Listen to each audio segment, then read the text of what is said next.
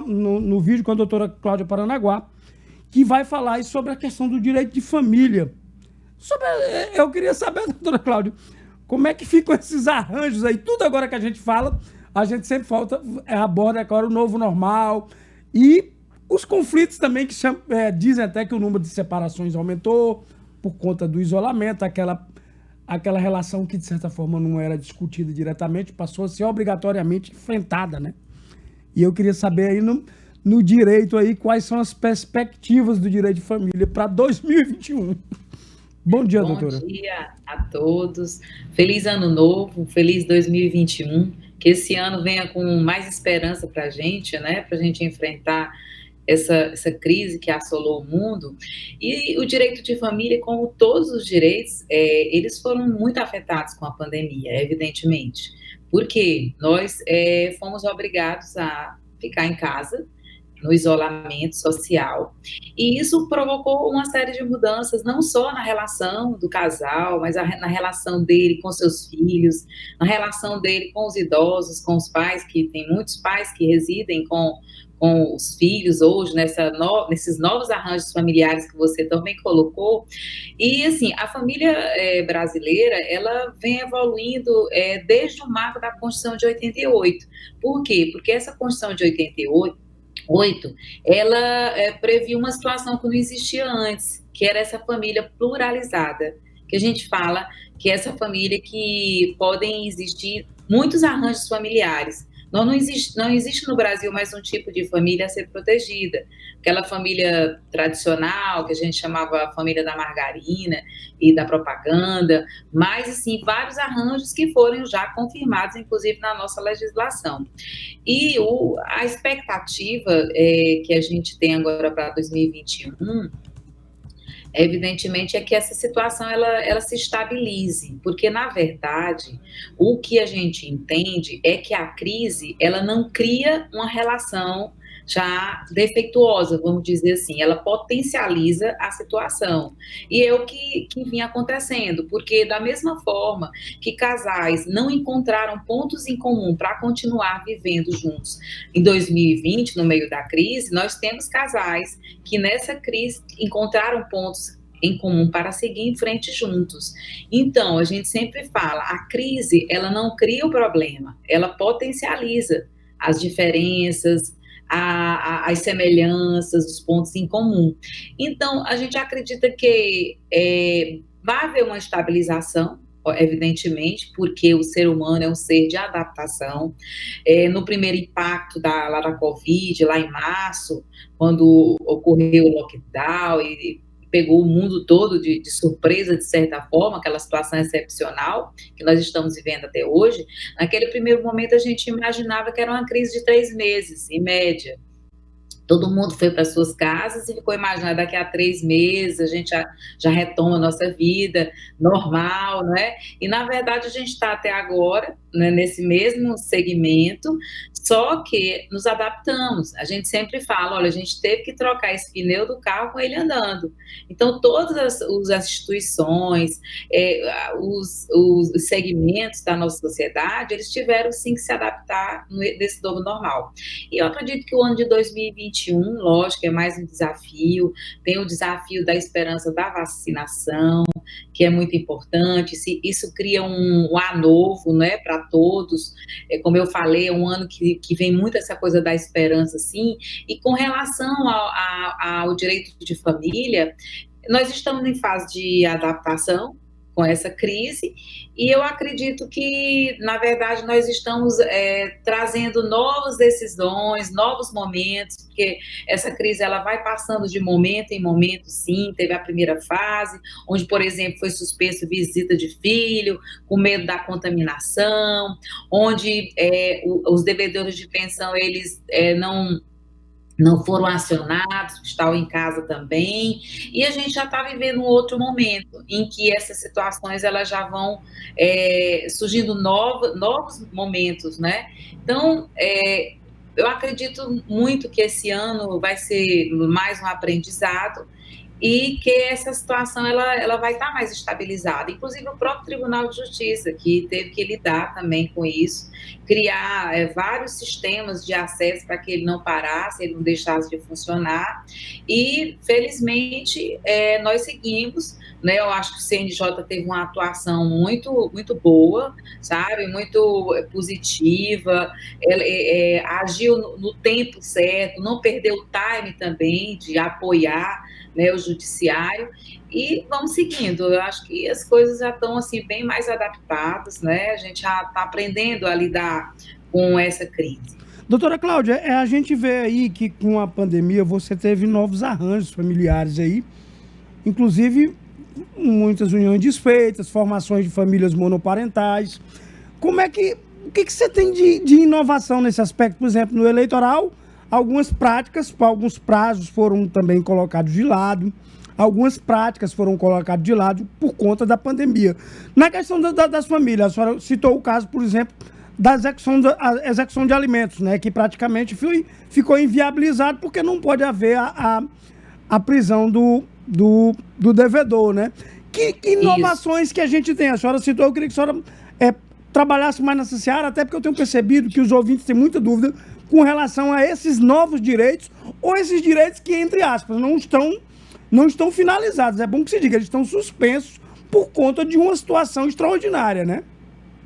Na verdade, existe uma lei, logo no início da pandemia, que fez essa previsão de suspensão. E esse prazo ele foi encerrado no final de outubro. E o que é que, depois desse prazo do final de outubro, 31 de outubro, obviamente que a situação está retomando. Mas, assim, é como você colocou.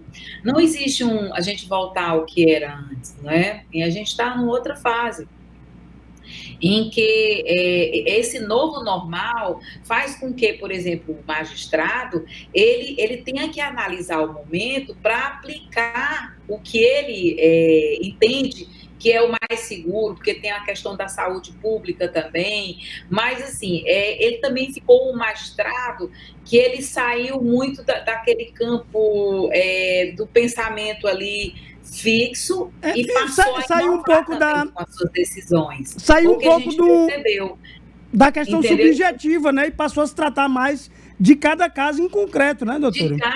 Justamente, porque o direito de família é um direito casuístico, é caso a caso. A gente pode ter uma referência de um caso, mas o caso não é igual. Então, ele é totalmente casuístico, ele tem que ser analisado caso a caso. Então, a gente viu juízes aqui no Piauí inovando de não suspender, por exemplo, a visita do pai ao filho, mas exigir a apresentação dos exames, do teste da Covid, antes da visita do filho, fazendo restrições para que assine um termo de responsabilidade, que não colocaria o filho em risco quando estivesse na custódia com ele. A gente viu isso acontecendo e está acontecendo. Então, assim, houve uma flexibilização por conta da crise. E essas decisões, elas estão povoando o Brasil todo. Eu acho que a gente vai sair desse momento da pandemia com uma riqueza muito grande de decisões. Porque, assim, os juízes também tiveram que inovar. Os advogados também que tiveram que buscar novos arranjos para combater, por exemplo, a alienação parental, porque algumas que é uma coisa muito comum e agora se acentuou, né? Desculpa da pandemia para afastar os filhos dos pais, entendeu? Então, assim, era preciso, como eu lhe falei, depois daquele primeiro momento do impacto, era preciso porque o judiciário foi também despachando, aprendendo a fazer o negócio, vamos dizer assim, não é? Porque a gente tinha que enfrentar uma coisa que a gente nunca tinha passado, mas a gente tinha que decidir. Então, aí vai se mudando, conseguindo, como eu falei, se adaptar à situação, e assim, se mudou também decisão que no início suspendia a visita, hoje já não acontece mais, hoje já foi mudado. Eu tenho percebido, doutora Cláudia, que na verdade a gente tem um direito extremamente positivista e que nesse período a gente está quase assim como um direito, entre aspas, consuetudinário, né? Que a gente está tendo que analisar os costumes, a tradição, para aplicar a lei, né? Muita coisa que era aplicada deixou de ser aplicado, né? A senhora concorda? Exatamente, porque, na verdade, o direito não faz a família. A família, ela acontece no plano fático. E o direito vem depois para regularizar e proteger aquela família. Então, assim, os fatos, eles acontecem antes do direito. E é o que está acontecendo com a gente agora. E eu acho que a gente amadureceu bastante com relação à decisão, com relação por exemplo, aos devedores de pensão, porque nós temos devedores de pensão que são contumazes. Se teve a crise da Covid, vai ter uma outra que também ele vai criar problema para não pagar. Hoje existe uma série de medidas excepcionais, como suspensão da carteira de motorista, o bloqueio de utilização, por exemplo, até do pedido do iFood, daquele delivery, entendeu? Essa eu não sabia, doutor. Até então, assim, poxa, então o que é que acontece? O magistrado, o advogado tem que provocar, evidentemente, nesses pedidos, dentro da lei, se encontra a base legal para fazer, e o juiz tem se inovado, suspendendo carteiras de motorista, suspendendo passaporte, fazendo o bloqueio da utilização de cartão de crédito, o protesto, a negativação do nome. Então, tem se inovado também, como você falou, com relação a esse novo comportamento social. Então, a família no Brasil, nós temos um direito de família, um dos mais modernos do mundo, Brasil.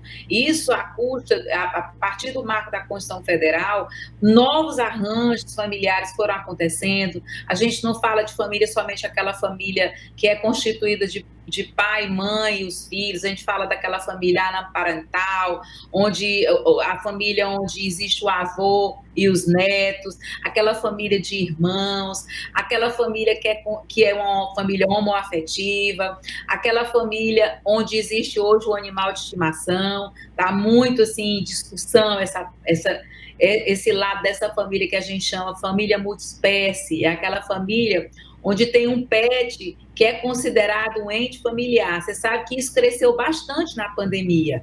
A gente viu várias reportagens com famílias buscando um pet para poder... Agora mesmo a gente... Então, cresceu também a família multiespécie. E a família multiespécie, ela está cada vez mais valorizada no nosso Brasil. Agora mesmo, doutora, a gente acompanhava aqui, o nosso colaborador, o Wanderson, trouxe uma matéria mostrando que você tem um pet lá, uma gata, que tem 21 anos de convivência com a família, né? Não dá para não considerar que não é da família. Não dá para não considerar. Justamente, a nossa consciência com relação a isso aí, ela foi modificada nessas últimas décadas. A sociedade, ela vê hoje o pet, o animal de estimação, com outros olhos. Esse animal que tem sentimento, esse animal que é afetado psicologicamente. Então, a gente não tem mais aquela cabeça de ter um pet, comprar um animal, vamos dizer, comprar e colocar no fundo do quintal e ir lá e não ter mais qualquer responsabilidade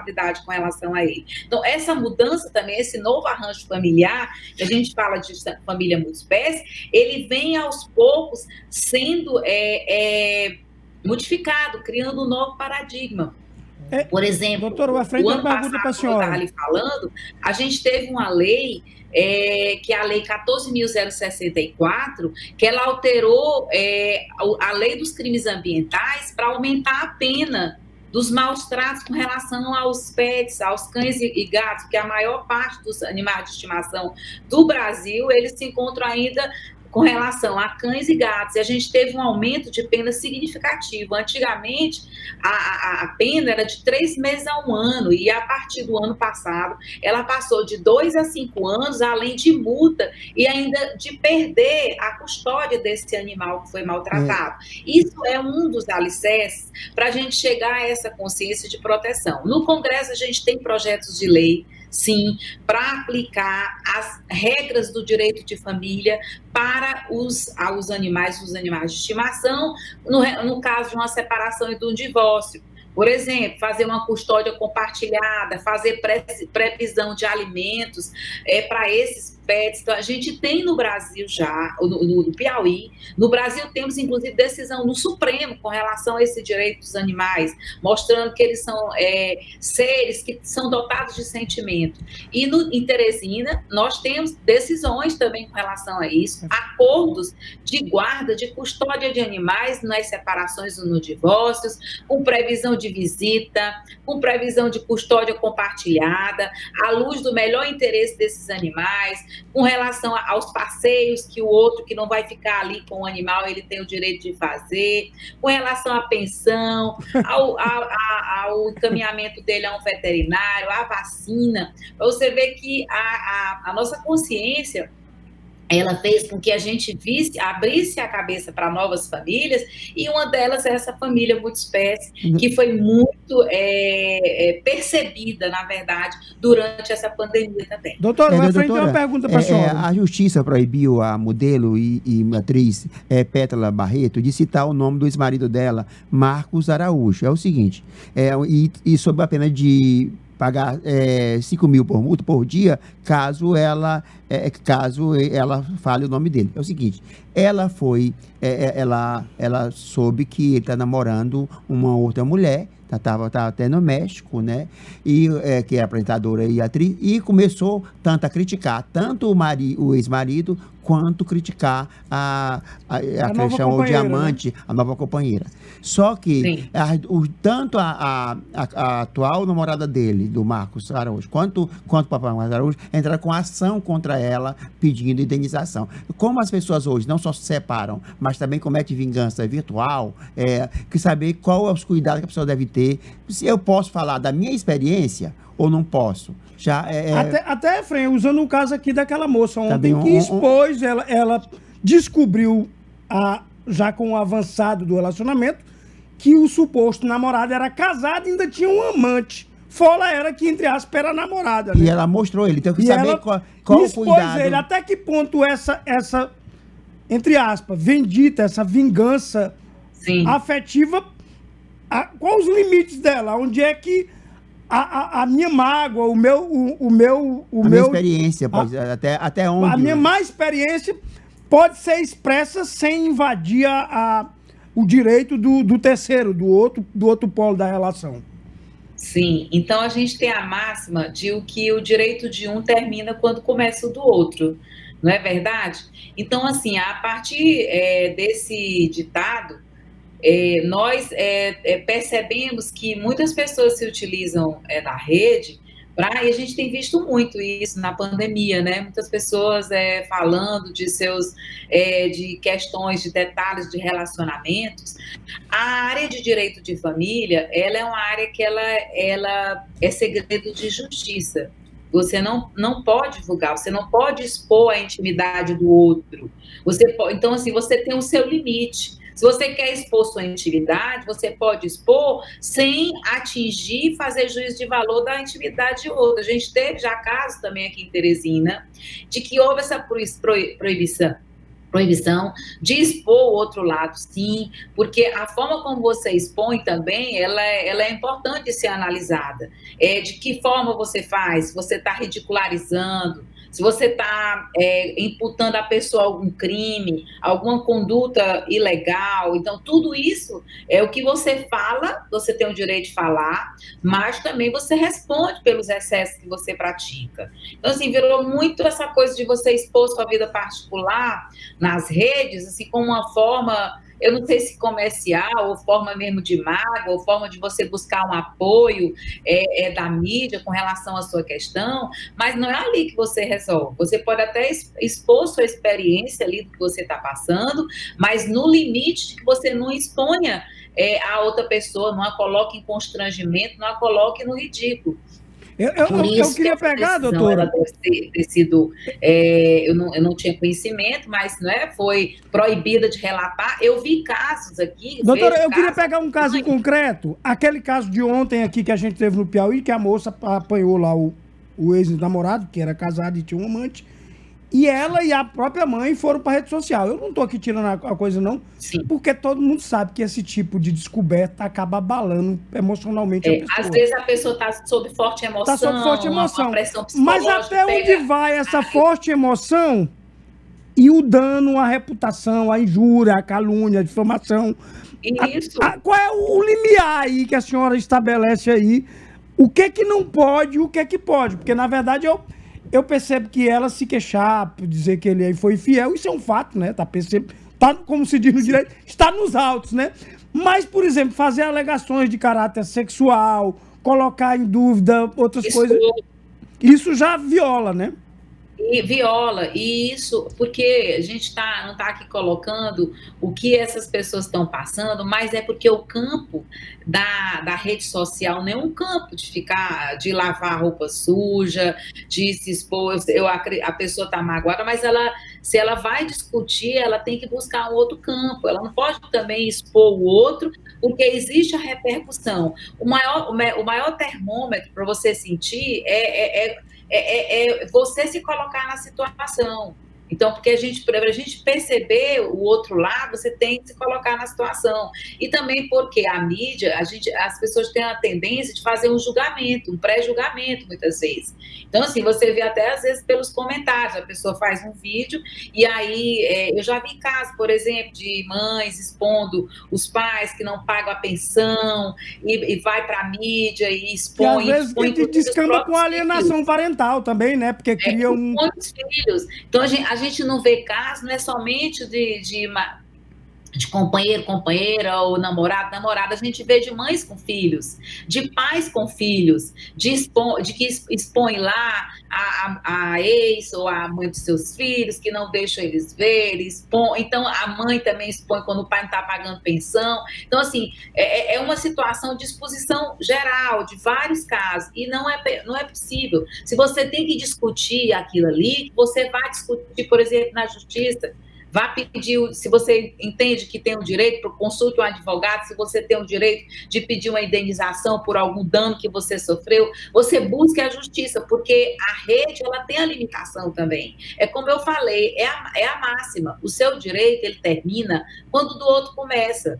E o outro também tem o direito de proteger a sua imagem, proteger a sua privacidade. Isso também está previsto na lei, entendeu? Tirando aqui todo esse lado emocional, quando a pessoa está ali próxima a um celular e vem uma notícia dessa de impacto emocional, muitas vezes não consegue fazer uma reflexão, não tem aquele time de, no mesmo momento, analisar a situação, e pega e grava e joga na rede. Jogou na rede, a gente sabe, não tem retorno. Mas o que a gente vê é que algumas pessoas persistem, vão fazendo novos vídeos, a gente vê isso. Essa conduta delitiva aí, na verdade, passa a ser o que no início é uma expressão de forte emoção.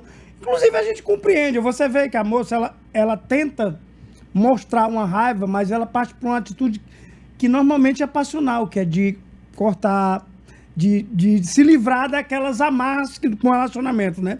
Doutora Cláudia, nosso tempo está esgotado. E eu entendo também, sabe, que a gente tem que perceber o que é emocional e o que passa a ser proposital. Porque quando você está no impacto emocional, você pega um vídeo grave e ali foi. E depois, algumas pessoas passam sistematicamente a fazer agressões sequenciadas na rede. Aí a gente não pode mais falar. Isso aí já é ato de planejamento mesmo. A pessoa já vai planejando, né? A gente não pode, assim, a gente está aqui avaliando teoricamente a situação, mas assim, você já passou do momento da emoção. Porque você já foi lá, jogou o primeiro vídeo, depois você passa uma sequência de gravação. Então, ali tem o limite. Quando a gente vai analisar o caso, a gente tem a limitação para perceber. Por isso que cada caso tem sua especificação, tem seu detalhe.